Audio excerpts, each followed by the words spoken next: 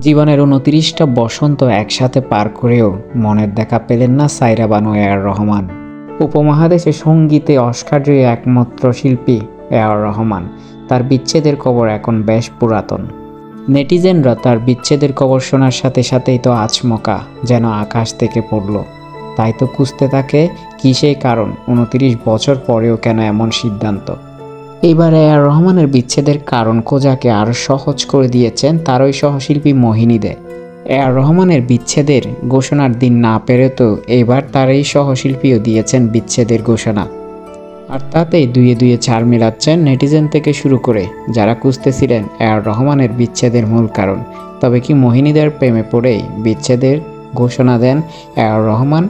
সায়রা বানুর সাথে ২৯টা বসন্ত পার করে মোহিনীর প্রেমে হাবুডুবুকে কি সায়রা বানুকে ভুলে যাচ্ছেন তিনি?